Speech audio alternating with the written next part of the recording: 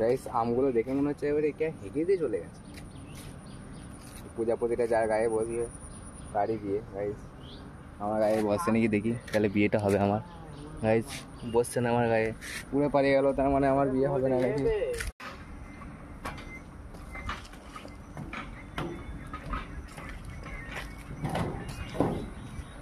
ছিঁড়ে যাবে না তোমার? আমার ছিঁড়ে তোমরা ফেল দাও, নাহলে কাদা লাগে।